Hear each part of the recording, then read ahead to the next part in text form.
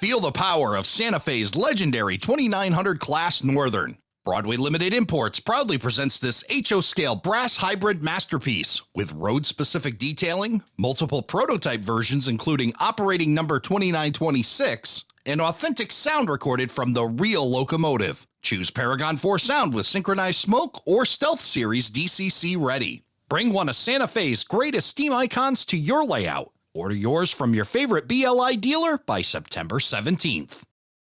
Your scenery tells part of the story. Scale Signs fills in the details. With thousands of realistic railroad, street, traffic, and business signs, plus custom artwork, Scale Signs brings every scene to life. Find the signs that your layout has been missing at scalesigns.com. Scale Signs, because the smallest details can make the biggest difference. Need a curve turnout that actually fits your layout? Oak Hill Model Railroad Track Supply has you covered with Roadmaster flexible turnouts. Just follow your center line on benchwork, a track plan, or even a scaled aerial image and build the turnout to match your railroad. No complicated jigs, fixtures, or fixed geometry. Roadmaster flexible turnouts from Oak Hill Model Railroad Track Supply. Take 10% off with code FLEX at ohrtracksupply.com. ATLP Extra is our monthly newsletter delivered right to your inbox each month. Sign up for free at atlpextra.com. ATLP Rewind.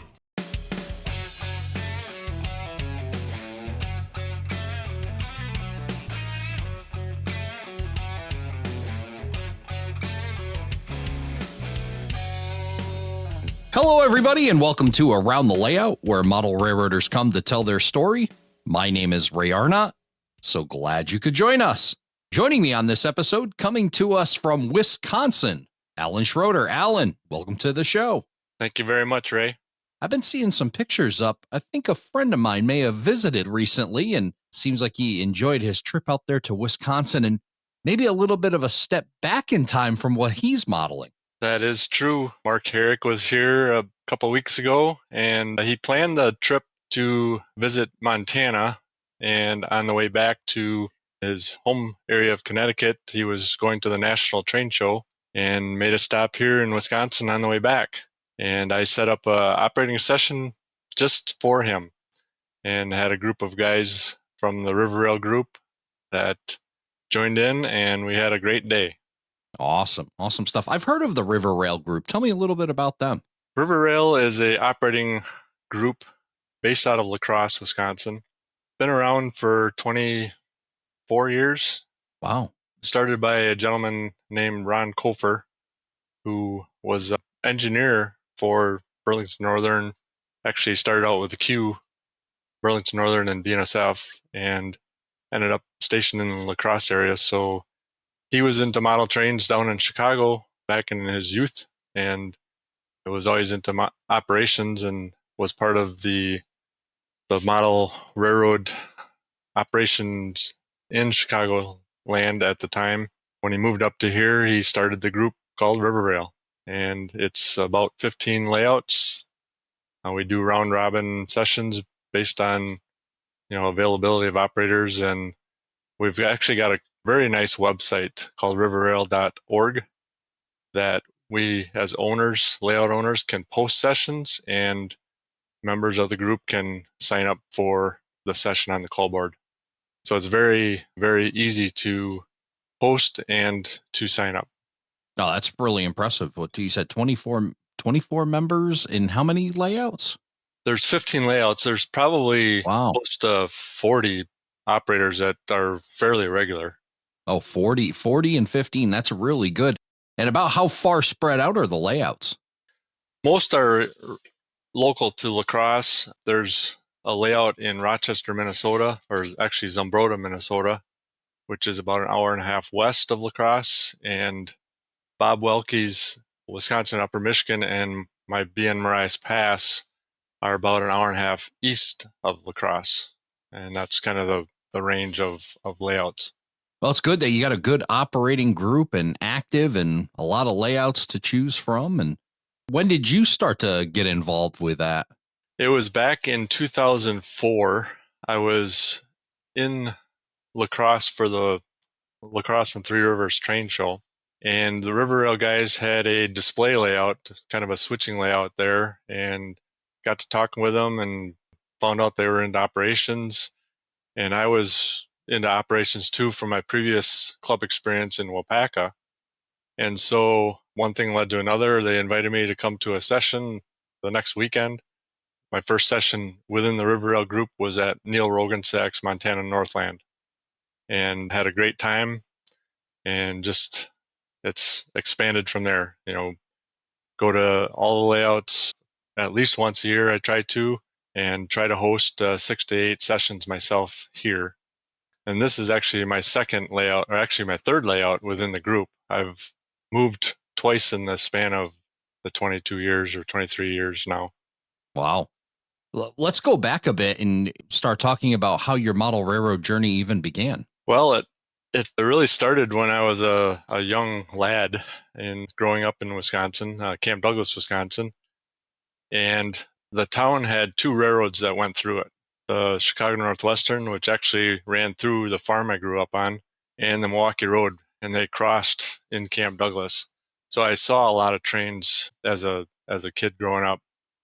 And I remember some of my earliest memories was at a babysitter's, which was across the fields from the Milwaukee Road. And I would get up on the couch and look out their big picture window to watch the trains go by. And so the bug hit me early. And 2 of my sisters actually were involved in getting me started into model railroading. My sister Barb and her husband built a 4x8 layout for me as a 7-year-old kid. And I had that in my bedroom and ran circles around that thing for years. And my other sister, my oldest sister, was married to somebody that worked for the Milwaukee Road. And so the influences were there, and I would go visit her in the Twin Cities and go to train shows with my brother-in-law. And so the influences there were strong. And then my layout was actually a loop with 2 turnouts that created a figure 8 off the loop. And it had a mountain on it that my brother-in-law made from overspray of spray foam that his company that he worked for used when they cleaned out the guns. And so he had this big blob of foam that he cut a tunnel through, and so I had a tunnel with this mountain, and the figure 8 went around it.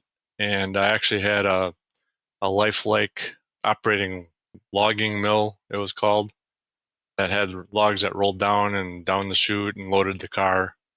And then I also had the Tyco push the button and the logs would unload off that car.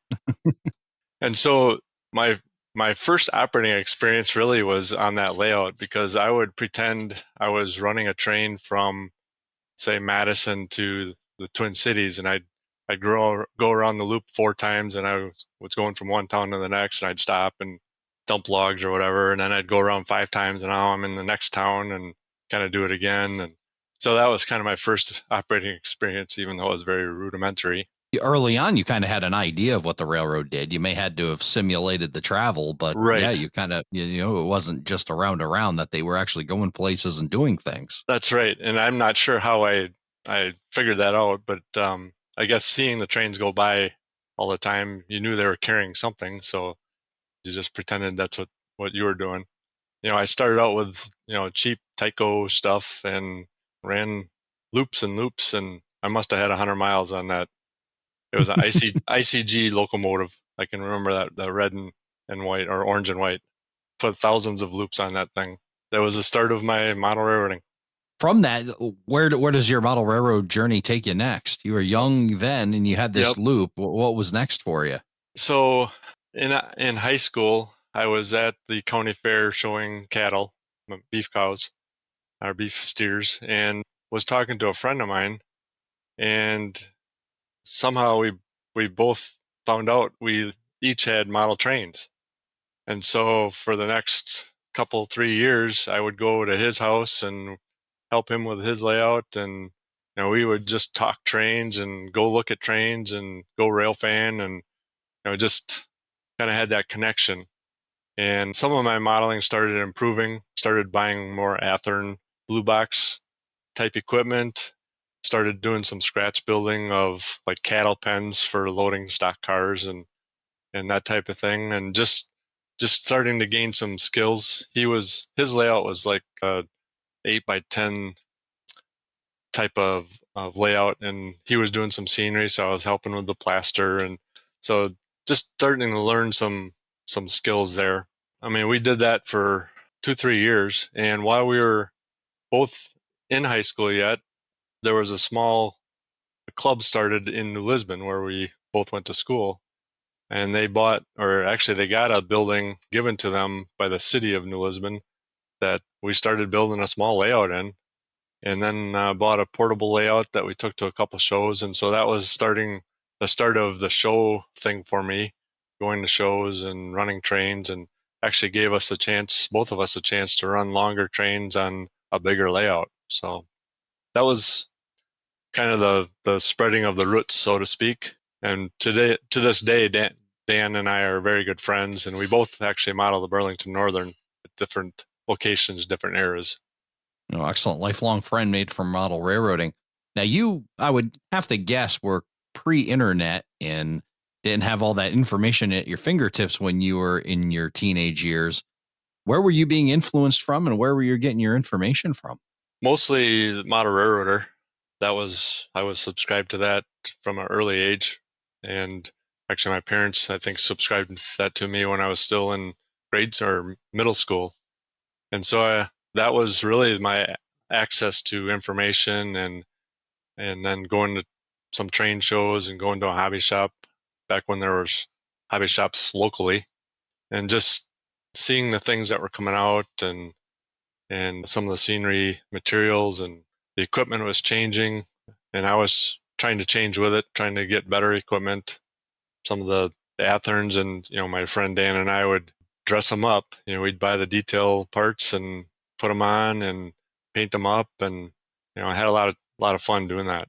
So where do you go from there? You have a friend, you're getting some influence from magazines and some hobby shops, and where does your model railroad journey take you from there? Well, unfortunately, college kind of slowed things down. I didn't really do much in the hobby, and got rid of most of my equipment even. And then after college, I got a job and got married and settled down in Waupaca, Wisconsin. And my friend Dan was actually about an hour away in Green Bay. And so we started kind of connecting again, and I would go to his place, and he was doing a lot of painting of equipment and that type of thing. And so we were kind of commiserating like that. And I built a little loop in my one stall garage at the apartment that we were renting. And it was just a loop with 2 passing tracks. And Dan would come over. He had a Dynatrol system, and we'd run trains in opposite directions and just have a ball doing nothing, just running trains in a circle. But we were able to run trains. And then it was in 1991, I was at a train show in Waupaca. It was actually their second train show that they were hosting, and met the guys that were hosting the show. And the next week I was part of the club, paid my dues, and I got involved in the Waupaca area model railroaders. And that group was really where I started to branch out and flourish as a modeler. Initially, the club was meeting once a week on Thursdays at Willard Wild's place. He had a 20x36 outbuilding that had a large layout in it. And then they added on kind of a work area, crew lounge area, if you want to call it that. So every Thursday night I was out there working on models, working on the layout. His layout was all hand-laid tracks, so I was learning how to do that. I learned how to build turnouts, doing scenery work, building some buildings, and it just helped grow that zest and love for the hobby. And I was part of that group for about 5 years, 6 years, until I moved. But that's really where, the club had a portable layout too, that we would go to 8, 10 shows a year. And so that's where I was able to really build my collection of trains to start. I'd go to a show, buy, 8, 10 kits and start putting them together, buy an engine or two now and then. And it's where I could run my trains too, because I didn't have a layout at the point other than that loop in the garage. The layout was unique because it's not the typical 2 or 3 track racetrack around in a circle. This was a single track mainline, basically a folded oval. So you'd go around the layout twice without going on the same track. And it had, scenery separations between the 2 tracks. So it was really kind of a unique layout. And it was representing the old Sioux line from Stevens Point to Fond du Lac. Well, the structure of the Walpaca Model Railroaders is kind of interesting to me because it sounds like it was like privately owned layout, right? But it was more of a club that was working on this privately owned layout. Am I understanding that correctly? Yes, that's how it kind of started. And at some point when I was still there, it gravitated to weekly kind of a round robin.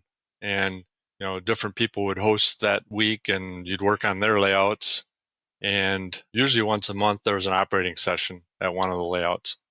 And so, again, gaining different kinds of experiences, operating on different layouts with different type of operating schemes, just kind of help build that base of knowledge. Hey, that would have to be very diverse. You have different owners, different layouts, probably different approaches. And Right. I would imagine they were quite a bit under the control of their layout and what they wanted on it for scenery and those kinds of things. So I'm sure you got to learn different techniques. How did that process work? Did the private owner kind of lay out what they wanted to get accomplished that night, and then you would come in and do it? How did that all how'd that structure work? Yeah, there was usually a list of things that the owner wanted done, and sometimes they were solo projects. Sometimes you were working with somebody else to do those things. And it could be laying track, it could be ballasting track, it could be doing some scenery work. A lot of the guys there like to use the pink extruded foam for scenery base, have it carved, and then use grocery bag, the brown paper grocery bag over the top. So, that was a kind of a tedious task. And so if you got 2 or 3 guys doing it, it was a lot quicker, using Elmer's glue and smearing the backside and then laying it down. But it was very strong scenery. You said 5 to 6 years you were a member of this club. Right. What would you say the biggest lesson was coming out of that? I would just say that, the diversity of layout types, whether they were switching layouts or, kind of mainline and, industry along the line type of operations. Also, how the operation was done. Was it car cards? Was it switch lists? Those types of things. Dispatching, all of that. It was just kind of learning all of it at a different person's or different level of experience. Did you have a favorite layout? I would say I enjoyed Roger Hildebrandt's Evergreen and Allen Crick.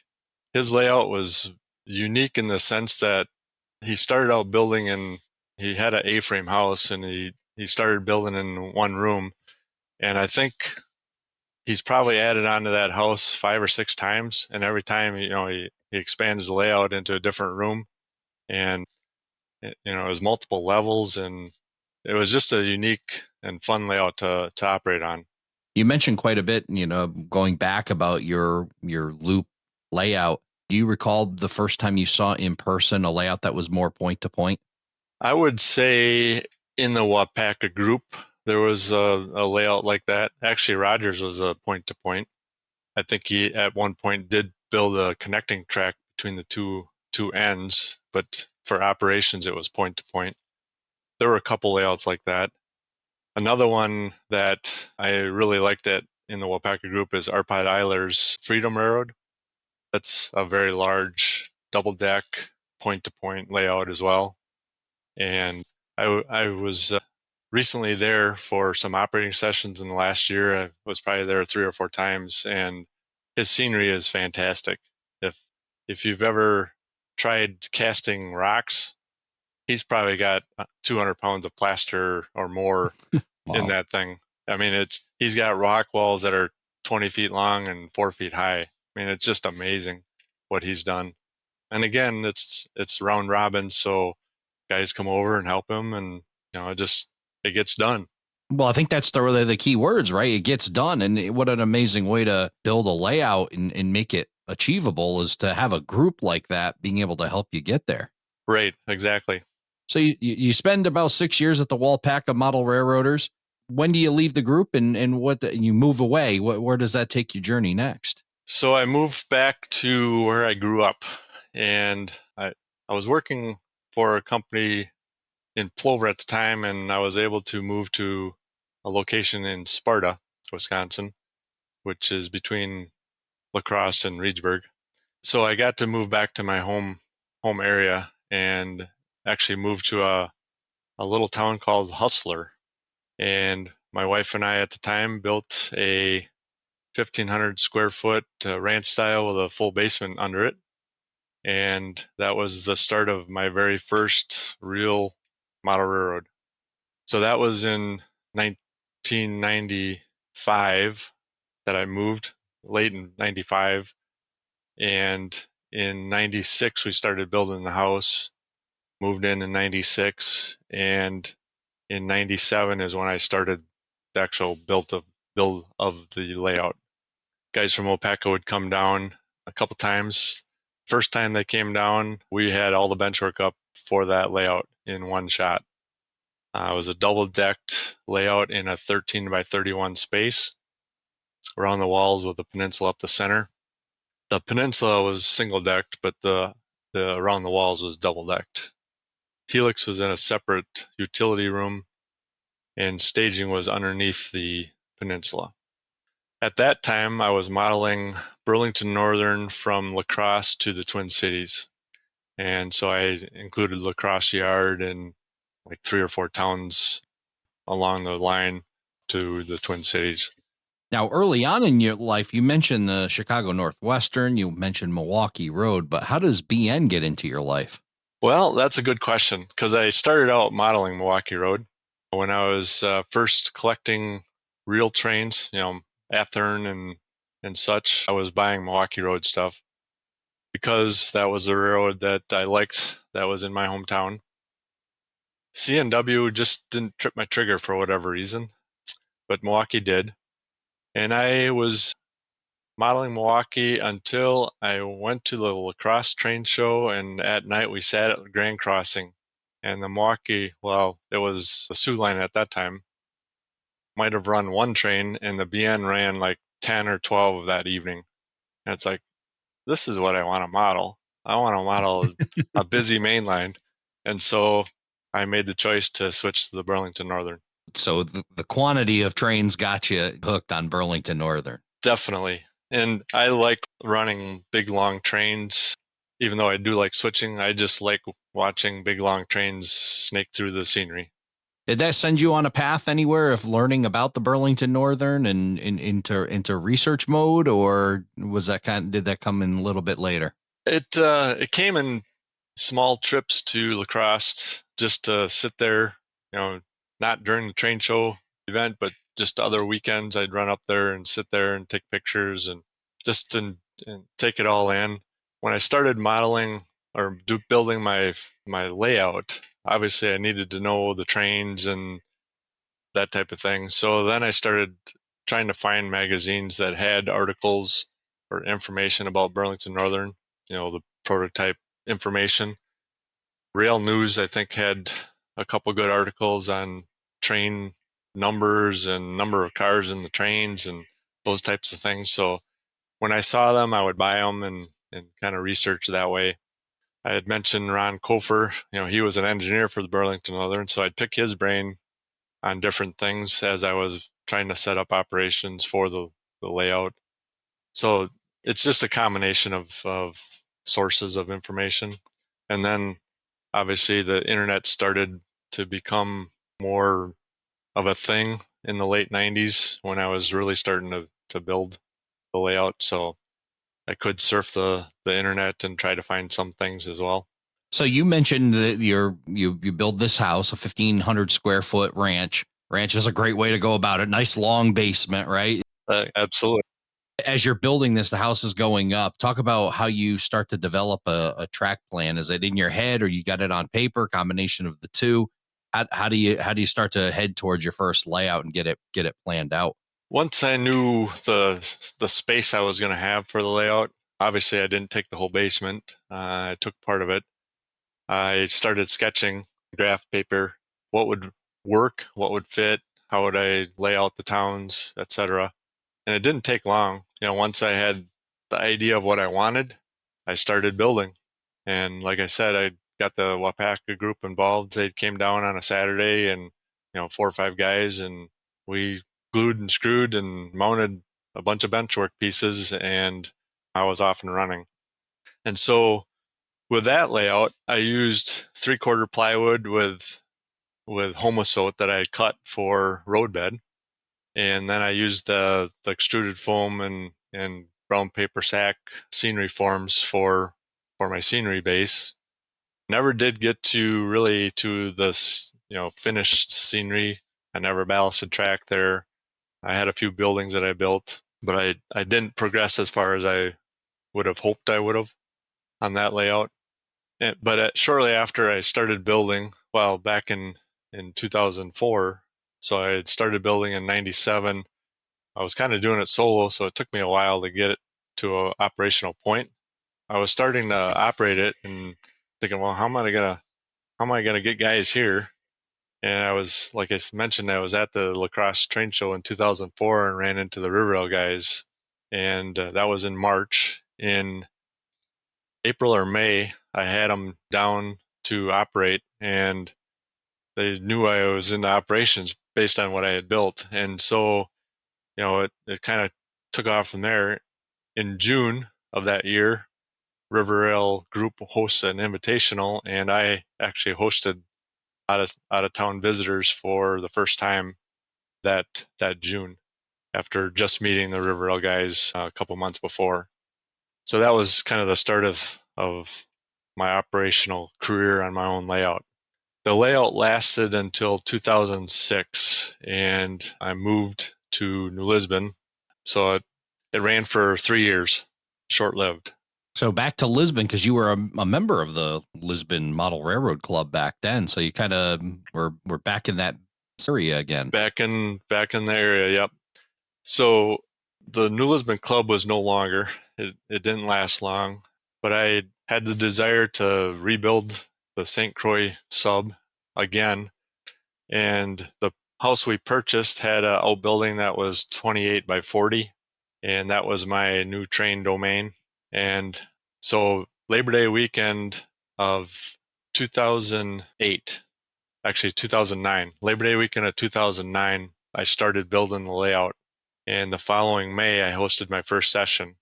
And wow. In June, I had my third Riverrail Invitational operator group there as well.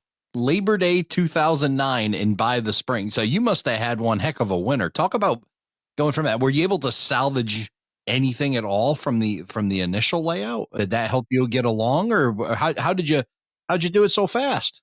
I salvage buildings is all I salvage, and track, obviously. I spent a lot of hours in the train building. That's how I got it done. Yeah. Yeah. Help from any of the groups there, or were they still within reach? The Riverrail guys would come and help me lay track and do wiring and that type of thing. I had some outside support. Did a lot of it myself, but had that support when I needed it. But yeah, it was kind of, I must be driven because I wanted to be running for the next Riverrail. I tore down right after Riverrail of 2006, and I wanted to be running for the next Riverrail. So that was my motivation. I'm going through personally a time kind of heading towards in between layouts, and I'm wondering how I'm going to be able to scratch that itch. And I sure hope the aforementioned Mark Herrick's going to help me with that, by being able to go over and run on his layout a bit. But talk about that downtime. How'd you fill it, and how'd you keep that flywheel, even if it was slowing down? How did you kind of keep yourself motivated towards that? Well, being part of the Riverrail group, you're operating just about every Saturday. So that keeps the juices flowing. Just being able to participate in sessions. And while you're not operating your own layout, you can bounce ideas off people and come up with ideas for the next version of what you want to build. And that's what I did. I really, had a lot of input from people. And actually the second version of that layout, my friend Neil Rogensack designed for me. And I built it as designed, which it was a nice long linear layout with, I guess I don't even know how many feet of track, but it was probably at least 600 feet of main line. Wow. A lot of it double tracked, trying to represent the BN as it was along the Mississippi River, across to the Twin Cities. Wow. So 2006, you moved there. 2000 Labor Day 2009. It's time to build a layout, and holy moly, a winter full of train room, and you've got yourself operating. I would say that would be sometime around the spring of 2010, right? Actually, I messed up on my dates. It was 2006, and then I moved in 2007, started the layout in 2007, and okay. was operating in 2008. So Okay. I did 3 consecutive river rails. And then, unfortunately, probably because I was spending so much time in the train room, ended up getting divorced. Yes. So I moved a third time, tore a layout again. It was in Boy. 2008 that happened. Well, so you weren't down as long as 3 years, like we mentioned before, but because I was going to say that must for 3 years that would feel like a century of not having a layout after having something sizable like you did, but you still, I mean, that turnaround time to get a new layout put up, and then that one gave you a couple of years, and then you said you moved and talk about how long you were down and getting back to this third layout. So from 2008 till 2011 was my gap, not having any layout. And part of it was I was moving. I wasn't sure where I was going to end up. Ended up job-wise in Reedsburg, Wisconsin, and met a gal, and we built a house in 2010 on her home farm that she grew up on. And so I now had a new space, and I started designing as soon as we had a finalized house plan, and started construction on November 11th of 2011. And again, some of the River Rail guys came down that first day, and we built a platform for my mushroom on that first work session in November of 2011.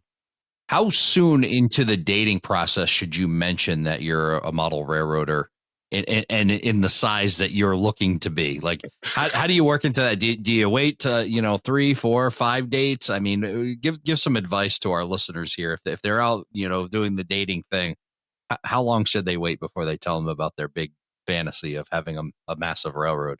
I would say don't wait long.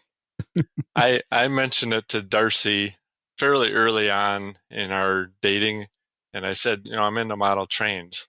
And then I took her to a session at somebody else's house, and she's like wide-eyed and looking around. I was like, this is what you mean? And then so when you say you're a model railroader into model trains, they think 4x8 layout or something around the Christmas tree. But when you actually show them what you want, then it's like, holy cow. And so I think she was impressed with that type of commitment that a person has to build a layout like we do, and she's very supportive of my hobby. It's key, isn't it? I mean, you can't be pushing against it. You got to have somebody that understands and your passion, and even though they may or may not participate, at least they can understand you a bit more. And it's definitely great to find that person. Absolutely. And in fact, her support of the hobby was so good that for Christmas early on in our relationship, she bought me a Burlington Northern F9 with sound. Oh, wow. And I'm thinking, how in the world am I going to incorporate this into my 1990s Burlington Northern, running along the Mississippi River? It's like, you know what? This is a good reason to model out in Montana as an F unit helper set. Even though they were gone by then, I could fudge just enough to make it happen. So Darcy's purchase of an F9 is how you get to Montana. That is correct. It's all No her kidding. fault. It's all so she completely relocated your model railroad from all this love and all this, because that's why I was starting to wonder. I'm hearing a lot of Wisconsin moves, and grew up there, everything. And we've asked Mark Herrick the same thing. How does a guy that grew up in Windham, Connecticut end up in Montana? Right. For you, it was a locomotive purchase that takes you out there. That is correct. But I have traveled through the area on the Empire Builder, and it is just a beautiful piece of the world. And so trying to recreate that is, definitely a motivation for the layout. I like visiting the Essex and Whitefish, Montana area. It's so beautiful. The scenery is just gorgeous. Having the trains run through it is a plus. There's a couple spots that I've gone and rail fan that, it's just, you can't put it to words. It's just a great experience. But you're way ahead of the period of time, because you model 1985 to 1995 on your layout. I model BN 1990, but I also model BNSF in 2000. Okay. And there's a story there. I was toying with the idea of doing a second era, and a friend of mine had a BNSF layout. He was modeling a proto freelance, like Spokane to Sandpoint, the Kootenai River sub area. And he was part of the Riverrail group and hosted sessions, and he decided he was going to sell his house and move to a retirement home. And he offered me his BNSF rolling stock and locomotives at a pretty reasonable price, and I couldn't turn it down. So that's why I model two eras. When we talked to Michael Gross way back, I learned this great concept, art is a form of protest. And I think we sometimes take our model railroads and we protest the things that have happened in this world, and especially mergers and acquisitions, right? But you're not protesting. You're okay with this whole BNSF thing by the sounds of it. I am, especially the early BNSF, because of I like the colors, the phase one paint scheme. I really like that with the circle cross. I think Santa Fe was a good railroad. I know BN was a good railroad, and I think the combination makes it a even better railroad. Just my opinion. So you're saying a guy like me who's starting to love NS should maybe accept what might be coming down the line and not feel so bad about it? Is that what you're saying? Yeah, time will tell, but yeah. Yeah.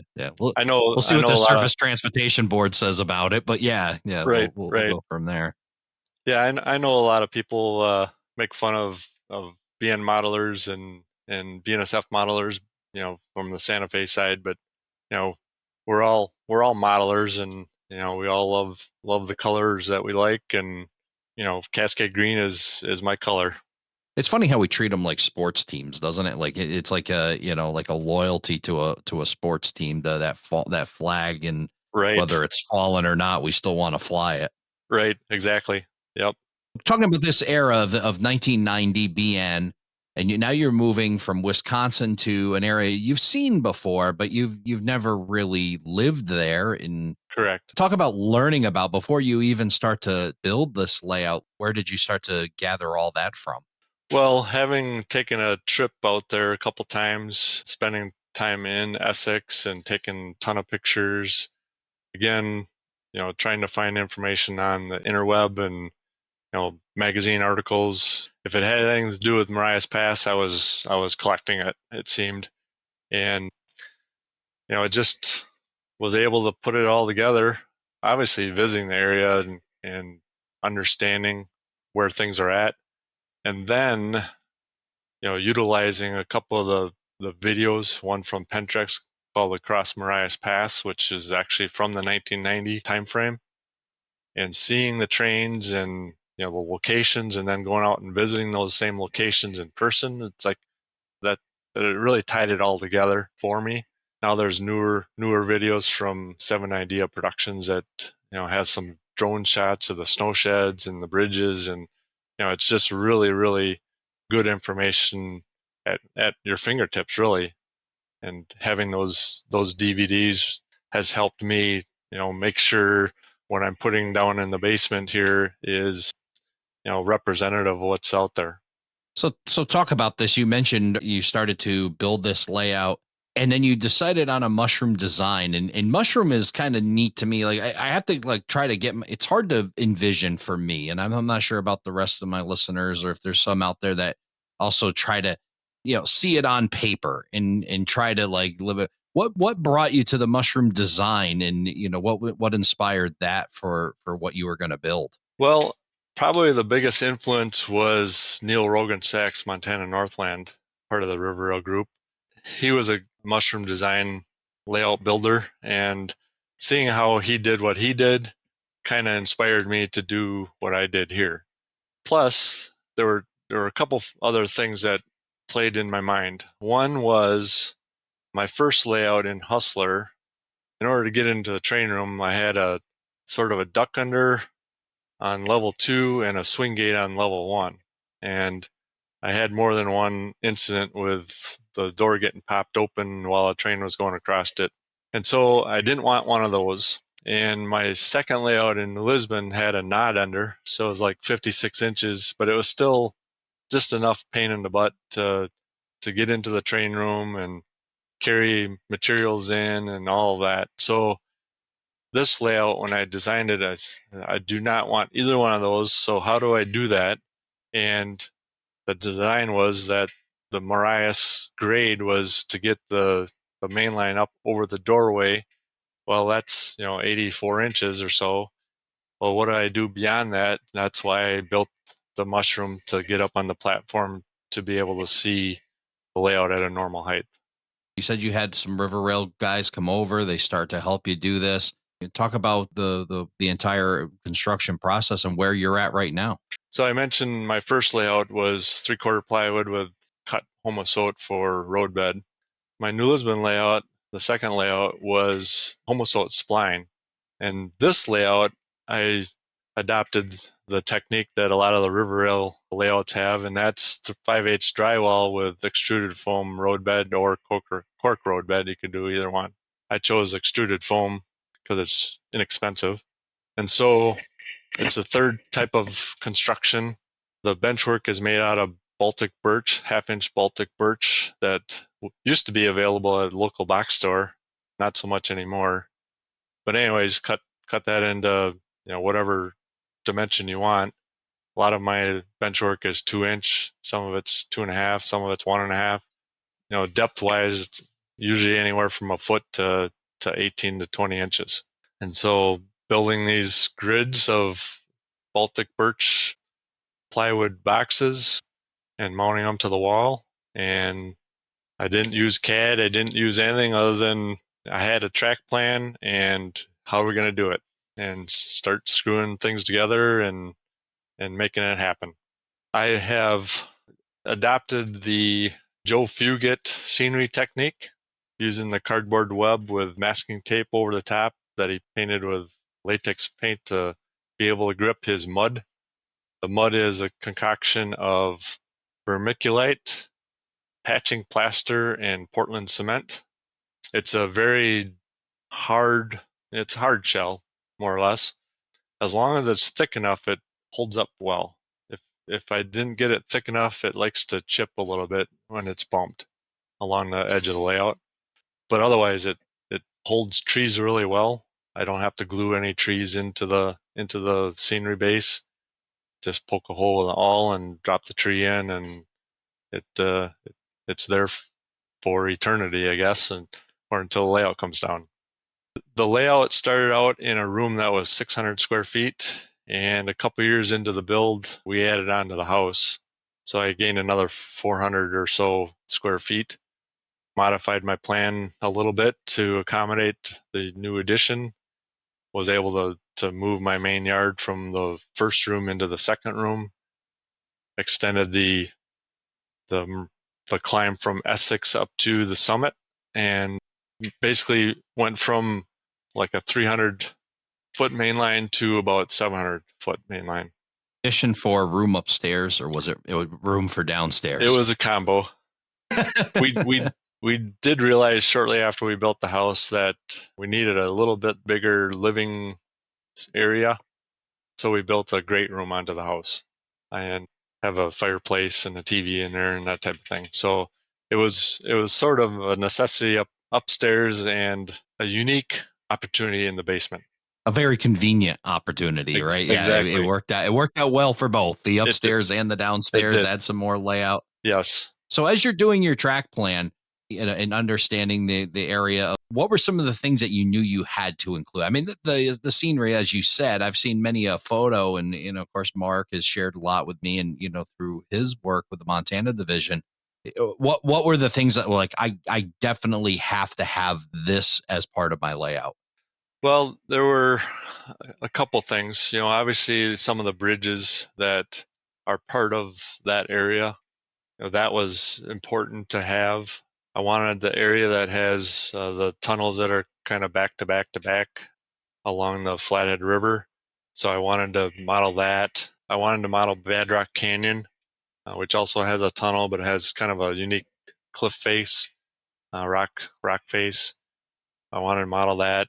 Obviously, I needed a couple yards, so I built my main yard as Whitefish Yard, and I also have a Columbia Falls yard. I've used some modeler's license in both, well, for the whole layout. That area doesn't have a lot of industry, but I've created a lot of industry, especially in the 2-yard towns, to create, some operating opportunities. And then my third town with a small yard in it is Cutbank, which is the easternmost modeled portion, which is more out in the plains of Montana. And so grain elevators and the ability to have covered hoppers loaded at the elevators was high on my list also. What is your favorite part of your layout? I have a couple favorites. It's like picking kids, Yeah, right? it It's is. like, which one's your favorite, right? Yeah. I have a spot where you're underneath the mushroom and there's no room light in there. It's just the layout lighting. So it's very moody back in there, kind of dark. And that's where my tunnels are and my bridge over the Flathead River. So I really like that area. My other favorite spot is I have 3 snow sheds on the climb up to the summit. And that area, I think, turned out well scenery-wise. So I like that area. So what point is your layout at as far as completion? So 100% of the track is done. It has been for a long time. I actually started the layout in 2011, and my first operating session was in 2017 with the River Rail group. So it took a little while to get there, and track is 100% complete. Electronics are most of the way there. I still have some turnout motors to install, mostly on spurs that I want to have electric locks on. Right now they're all ground throws, but I want to be able to have the dispatcher grant authorities, then unlock and be able to throw the turnout. And scenery wise, I'm probably, I would say about 70% done with phase 1. And then phase 2, with more detail, hasn't started yet. I have a few buildings. Most of them came from other people. Buildings aren't my forte.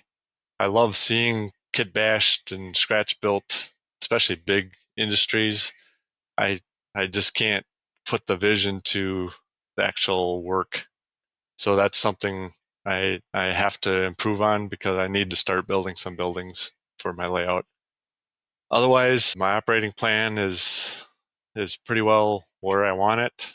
Op sessions are, I just completed my 52nd one on this layout when Mark was here. And, I try to have 6 to 8 a year with the River group and with outside people that want to come. I've had 2 requests in the last couple of weeks for hosting people for a session. So it's exciting. That's why we build it. Can't come to life until people are here. So that's why I built it. You mentioned that buildings are your Achilles heel. What is your strong point? What do you think or even what's your most favorite part? Or are they both the same? I would say scenery in general is my favorite part. I enjoy all aspects of it, including ballasting track. That's kind of a weird thing, but I find it very relaxing to ballast track. And I have a different technique than most people, I think. And I don't know, I like painting my backdrops. I really enjoy doing the static grass, scenery material things. The Martin Wahlbergs of the world have made scenery a lot of fun, very realistic. So I appreciate those vendors that can do that for us as model railroaders. I have a passion for a lot of trees on the layout, and somebody asked me the other day, actually today, I had a visitor here, and I think I have over 4,000 trees on the layout. Holy moly, Yeah. that's a lot of trees. Now, are they handmade or have you purchased? Is it a combination of the two? How do you get to 4,000 trees? Mostly purchased. Call up or email the vendor and say, I want to buy a lot of trees. What kind of price can you give me? I guess, yeah. So, and they show up on a truck or something. 4,000 trees. That's a lot. That's amazing. They came direct from Korea via a box that was like 3x3x3 on the UPS truck. So nice. Yeah. Nice. Yeah. I mean, sometimes it is, you talk about when you build a layout your size and you want to get to be able to operate it and get some scenery done. I mean, sometimes you do have to do some farming out. Right. When I started trying to make some trees, and Darcy actually said, just buy them. You don't have time to waste trying to make trees, and if you can make 20 in an hour, I mean, you can buy that money and spend that hour doing something else. So her support of my hobby has helped in that decision. Yeah, well, she's certainly helped guide you into Montana, and now she's helping you move your scenery along and exactly and be able to accomplish all this. So you're getting a great support system. You've got a great layout. I've seen a lot of great photos from it. A member of the group. We'll share that link on our website, aroundthelayout.com/173. We'll also share some photos of Alan's amazing Marias Pass layout. And we will be getting Alan back on the show because I know a guy in Sebastian, Florida, who is chomping at the bit to start asking you about operations. And notice I stayed away from the operations questions because we have an entire episode that we're going to devote to learning more about the Marias Pass. And Alan, how you've now taken this amazing layout and made it come to life with operations. So I'll look forward to having you back on the podcast very soon. But until then, thank you so much for coming by and telling your story. Thank you very much, Ray. I enjoyed our time together. Thank you for joining us for this episode of Around the Layout. Learn more about today's episode, check out past shows, and much more on our website, aroundthelayout.com. Show your support by becoming an operating crew member at aroundthelayout.com/crew. Follow us on social media, aroundthelayout.com/social. And send us your feedback, aroundthelayout@gmail.com. Thanks for hanging out with us around the layout.